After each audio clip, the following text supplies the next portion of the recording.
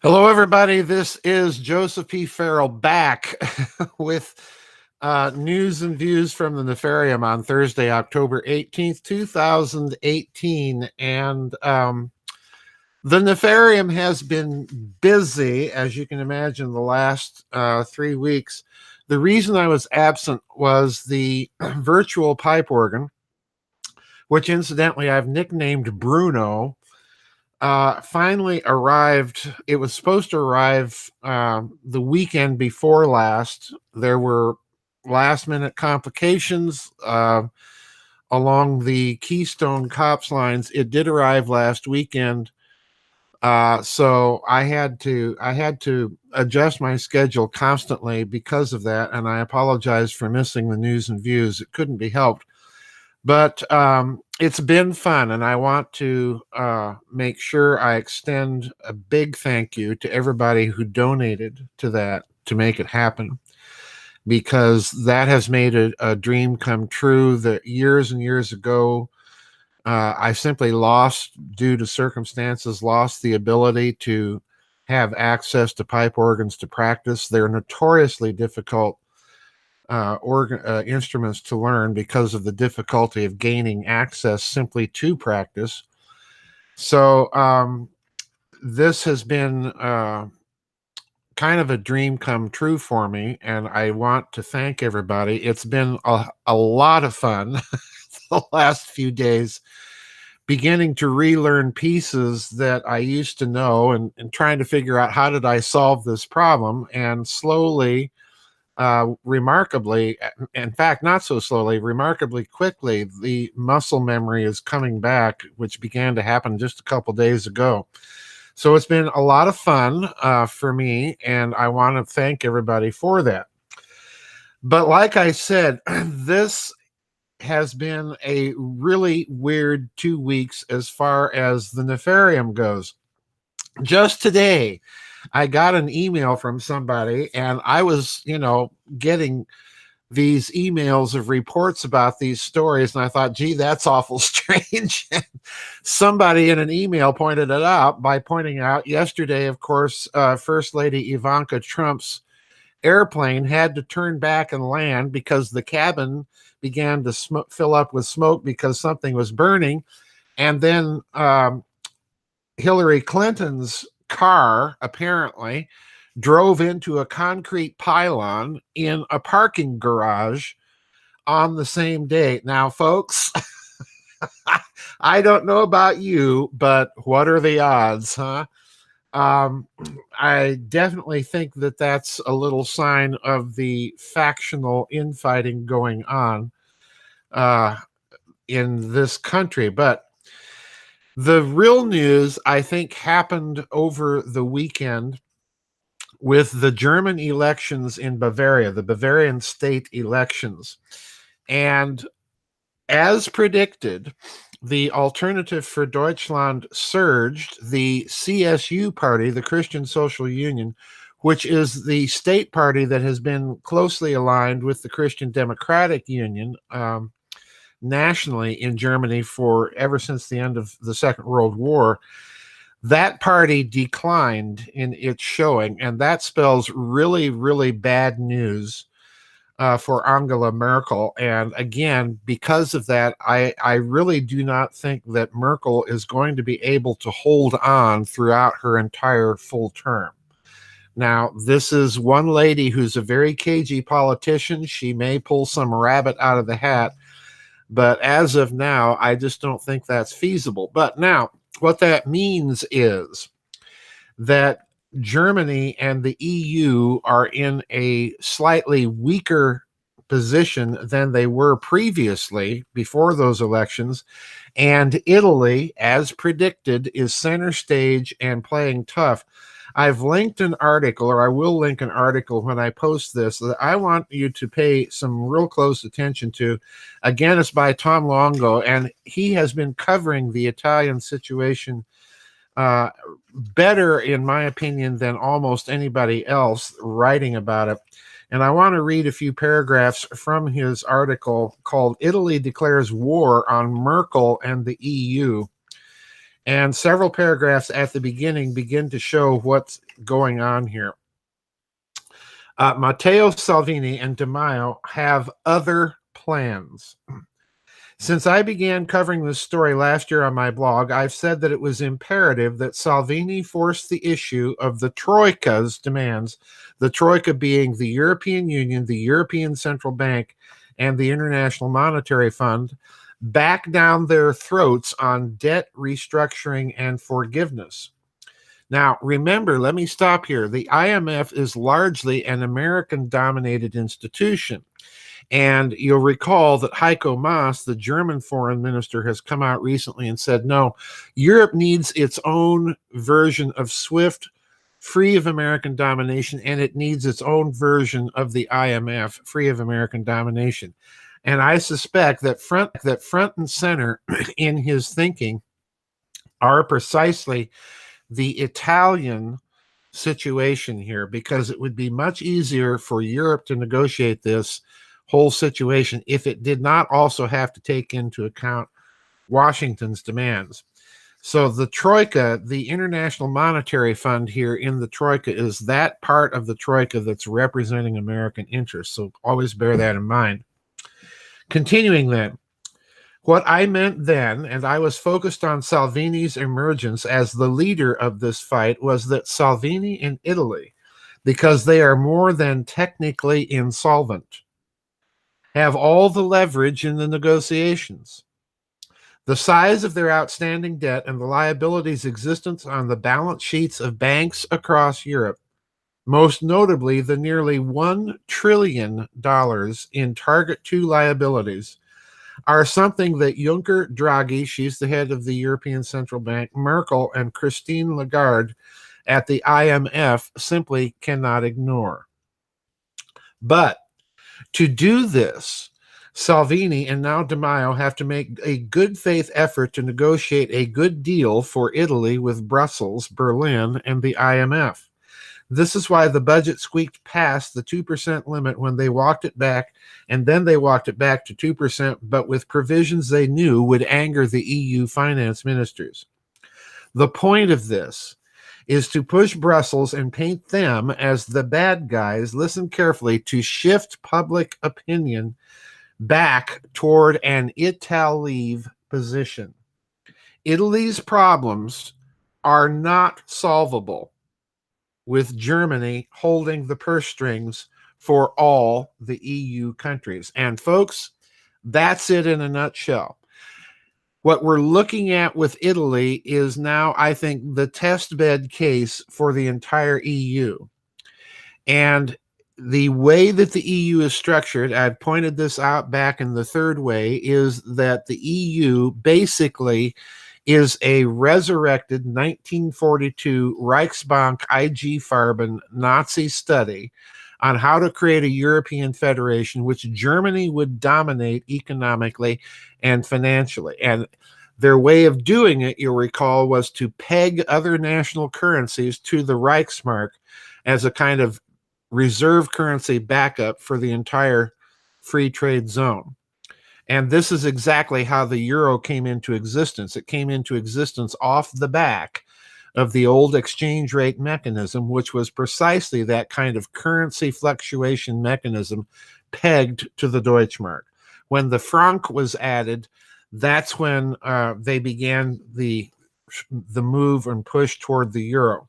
So in other words, Germany is basically the locomotive, the financial locomotive that has been trying to power the European Union. Now, the problem here is that if you're on the flip side of this, if you're a German and you're financing all these other countries, you don't like it any more than those countries like being under the German thumb. So the entire financial mechanism of the European Union, this is my real point, the entire financial mechanism of the European Union is what's driving the politics over there, and it's creating some crazy policies, as we've seen. So let's continue with Longo's article. The first prong of their assault on the power structure of the EU is this, and he's talking about Matteo Salvini. Challenge them on their budget while making strong statements to the rest of Europe that they are not looking to exit the euro. I'll repeat that. That's crucial. Challenge them on their budget while making strong statements to the rest of Europe that they are not looking to exit the euro. So, in other words, why is that important? It's important because what the Italians are really pressuring them to do is, hey, we're going to stay in. And because we're staying in and we want to get our way, we're putting pressure on the euro itself. In other words, for the whole European Union. So, if you don't understand what's going on, you have to remember that the euro, again, is a representation of that old exchange rate mechanism tied to the Deutschmark. All right. So they're really putting pressure once again on Germany and France, particularly as the two central economic powers in the European Union to come to an agreement. All right. Now, let's continue. If they do, it will be Germany forcing the situation. The other prong of this assault is to remake the EU from within, which Salvini has openly stated is one of his goals. Now, folks, if you're going to remake the EU, as I pointed out, you're going to have to restructure its entire financial arrangement. That's really what's going on here. The current arrangement has Germany as the dominant economic partner in the EU, basically financing everybody else. All right. So, in other words, if you're going to restructure the EU, you have to restructure the financing of the EU, the bond markets, and everything. This is the crucial point. All right. It started, the restructuring of the EU started more than a month ago when he met with Hungarian President Viktor Orban, who agreed on a strategy of creating a League of Leagues to unite the opposition to the current technocratic rule on the European Commission. And that's the other problem. The technocrats have been the ones driving this insane refugee policy and putting economic pressure on countries like Spain and Italy and Greece. All right. Now, I mentioned Spain because Spain is in a very, very similar position to Italy.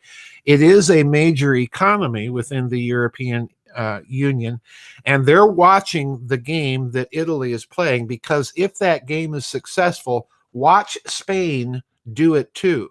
And if Spain does it, it will cause the EU to be restructured or fall apart, one of the two. So there are other players. The point I'm trying to make here, there are other players in the wings beyond just Italy and Hungary. Spain is definitely in there. All right. Continuing, the big swing is on the table in Germany. Now, listen to this. This article was written prior to the Bavarian state elections. The Alternativ for Germany, or AfD, is now pushing up towards 20% nationally, and the next hurdle for its growth is this weekend's Bavarian state elections. If AfD outpolls the Greens and denies the Christian Social Union a path to a coalition government without them, then that could have spillover effect for Angela Merkel.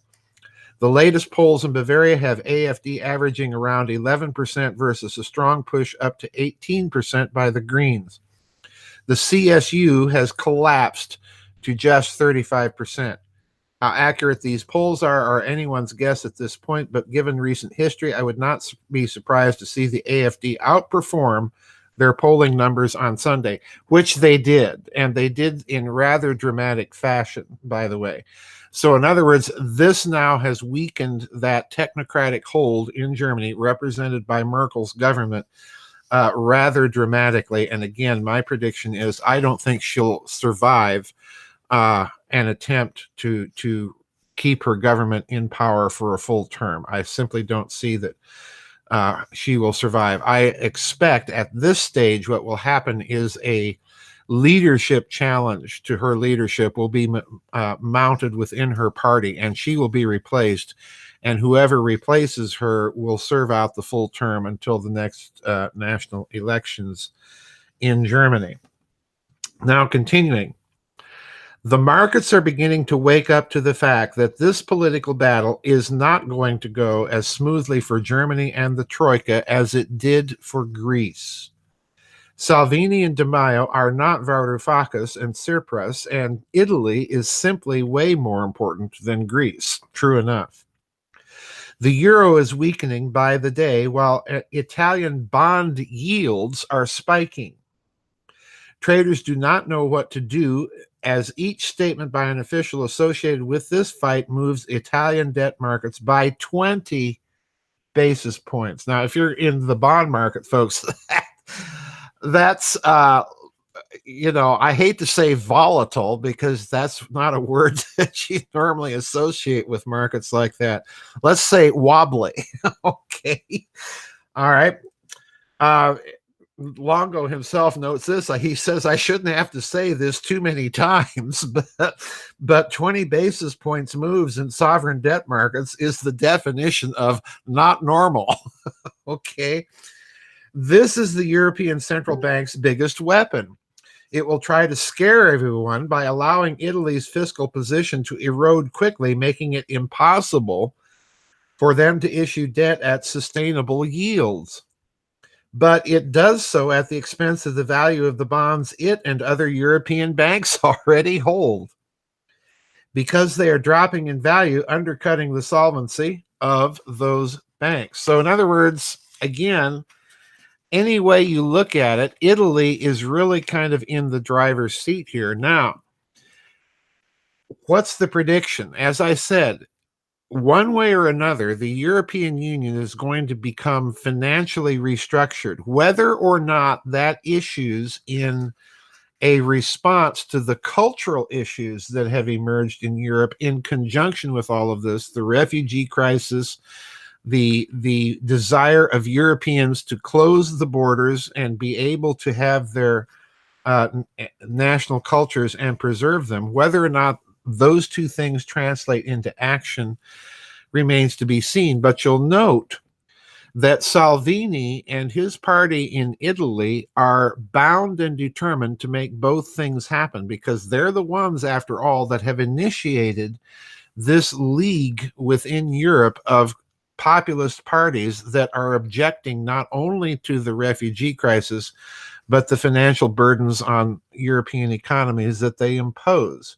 The ones fighting them are the technocrats in Berlin and Brussels, all right? Or if you prefer, Emmanuel Macron, who had the gall, and I'm using that word with deliberate intention to pun, who had the gall lately to announce to his fellow Frenchmen that there's no such thing as French culture. These technocrats get wackier by the minute, it seems. So a lot going on here. Like I say, Italy's the test bed case. And what happens now with this Italian strategy, trust me here, folks, this is being carefully watched in Madrid, and I would not be a bit surprised if in the future we're going to find out that the representatives of the Spanish government, Spanish finance minister, and so on, have been in quiet talks with their Italian counterparts. Because if Italy's serious about this, it's eventually going to have to reach out to other countries in the European Union that have been facing similar, if not identical, but at least similar problems. And Spain is right up there at the top of the list. So a lot to watch here. A lot of predictions I've made. Look for stories of Italian-Spanish talks about what to do about this situation. Merkel's government weakening, perhaps not surviving her full term. Lots going on here. This has been a busy, busy week. And this was just one story out of many that happened in my absence the last 2 weeks. So it was very, very difficult. There is a blog today up on the website, if you haven't seen it, about the Khashoggi affair. There are a lot of connections that even the alternative media has been missing that I've tried to put up and review for you on the website. Now, one final note. Again, I want to thank everybody that donated to the virtual pipe organ crowdfund. I've been having a lot of fun this week, beginning to relearn pieces that I used to know. It's been a 30-year absence, but the muscle memory is coming back faster, much faster than I thought it would. But there is a vid chat tomorrow. I've scheduled vid chats for tomorrow, and then a week from tomorrow. The one tomorrow is going to be the European African members time zone vid chat. That'll be at 2 in the afternoon. As always, I'm going to show up probably a couple of hours early for pre-chat. We've already got some questions. Since there was the absence, please send your questions in. Please try and keep them short this time. I'm kind of anticipating people are going to be sending a lot of questions and comments. So there is a vid chat tomorrow, and then there will be one next Friday, barring some any unforeseen circumstances. So that's it, folks, for the news and views. You'll notice I'm wearing the Hamburg, which means, yes, the organ has arrived. This is my this is my organ hat, folks. So that's why I'm wearing the Hamburg today. Anyway, we'll see you on the flip side, everybody. Bye-bye, and God bless.